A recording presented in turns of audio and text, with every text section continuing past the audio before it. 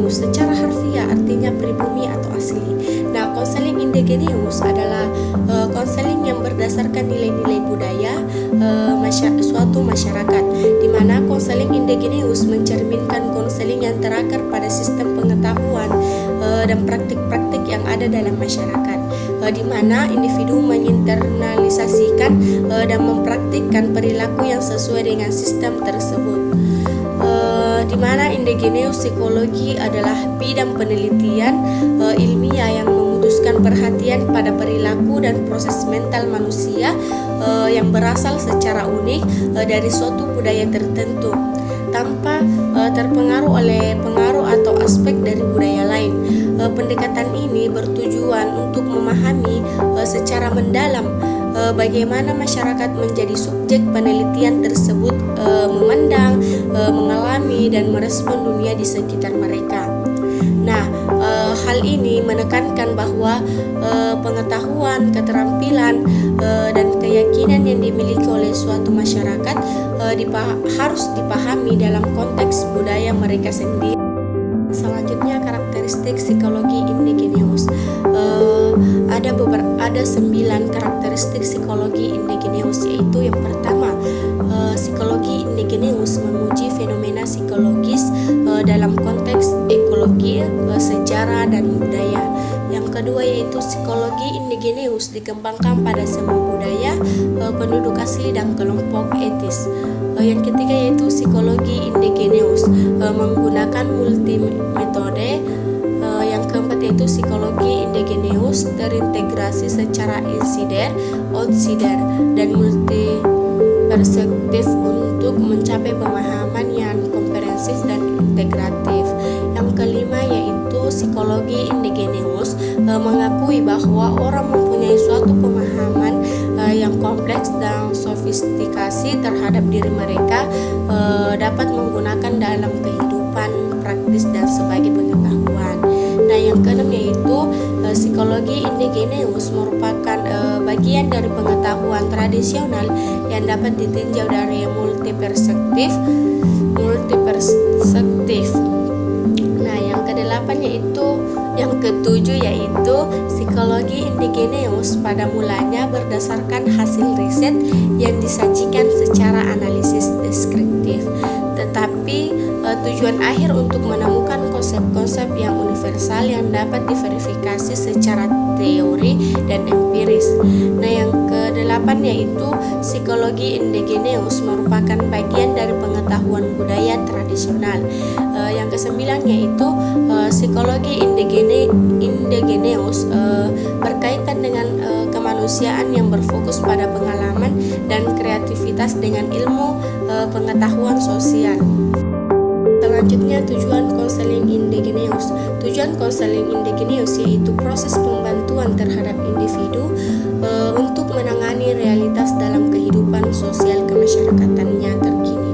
Nah, berdasarkan prinsip-prinsip dan praktik kehidupan kepercayaan, cara berpikir, dan 5 pengetahuan lokal terhadap individu itu tinggal atau berasal. Nah, pandangan terkait prinsip-prinsip dan praktik kehidupan di Indonesia lebih dikenal dengan istilah kearifan lokal, di mana yang merupakan warisan nenek moyang yang menyimpan nilai-nilai luhur yang tinggi. Keberadaan sebuah tradisi, semisal upacara adat atau ritual yang diyakini oleh masyarakat penduduknya sebagai warisan leluhur yang mempunyai makna, nilai, dan fungsi tertentu. Sebagai media pendidikan, upacara ritual siklus hidup banyak memberikan hukuman-hukuman, nasihat maupun perintah agar seseorang dan sekelompok orang menjadi manusia yang baik. Nah, selanjutnya penerapan konseling indigeneus melibatkan proses yang kompleks dan beragam yang bertujuan untuk mengakomodasi kebutuhan dan konteks budaya masyarakat asli. Nah, ada beberapa tahapan dan pendekatan yang dapat digunakan dalam penerapan konseling indigeneus. Yang pertama yaitu pemahaman mendalam terhadap budaya lokal, di mana tahap pertama dalam penerapan konseling indigeneus melibatkan pemahaman mendalam terhadap budaya lokal. Ini melibatkan penelitian yang diteliti dan analisis yang mendalam terhadap nilai-nilai, keyakinan, tradisi, dan praktik-praktik budaya yang ada dalam masyarakat indigeneus. Yang kedua yaitu integrasi nilai-nilai budaya, di mana dalam pendekatan konseling setelah memahami budaya lokal, langkah berikutnya adalah mengintegrasi nilai-nilai budaya tersebut ke dalam pendekatan konseling.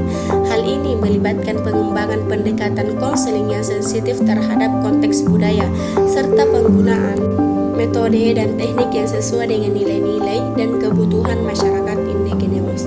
Yang ketiga yaitu pengembangan model konseling yang sesuai berdasarkan pemahaman mendalam terhadap budaya lokal dan integrasi nilai-nilai budaya dalam praktek konseling. Langkah selanjutnya adalah pengembangan model konseling yang sesuai dengan kebutuhan dan karakteristik masyarakat indigeneus tersebut. Model konseling ini harus mencerminkan pemahaman yang mendalam terhadap budaya lokal dan memperhatikan konteks budaya dalam setiap tahap proses konseling. Yang keempat yaitu pelatihan dan pengembangan sumber daya lokal. Nah, untuk mendukung penerapan konseling indigeneus, penting untuk melibatkan dan melatih para konselor lokal serta mengembangkan sumber daya lokal yang dapat mendukung penyediaan layanan konseling di dalam masyarakat indigeneus. Nah, yang kelima yaitu evaluasi dan penyesuaian berkelanjutan, di mana penerapan konseling indigeneus tidaklah statis, melainkan membutuhkan evaluasi dan penyesuaian berkelanjutan sesuai dengan pengembangan dan perubahan dalam masyarakat indigeneus. Nah, proses evaluasi ini harus melibatkan partisipasi aktif dari masyarakat lokal untuk memastikan bahwa layanan konseling tetap relevan dan efektif dalam memenuhi kebutuhan mereka. Jadi dapat disimpulkan bahwa indigeneus baik dalam konteks konseling maupun psikologis merujuk pada pendekatan yang mendasarkan diri pada nilai-nilai budaya suatu masyarakat asli. Nah, konseling indigeneus mengacu pada praktik konseling yang terakar pada sistem pengetahuan dan praktik-praktik yang ada dalam masyarakat. Sedangkan indigeneus psikologi merupakan bidang penelitian ilmiah yang memfokuskan pada perilaku dan proses mental manusia yang berasal secara unik dari suatu budaya tertentu.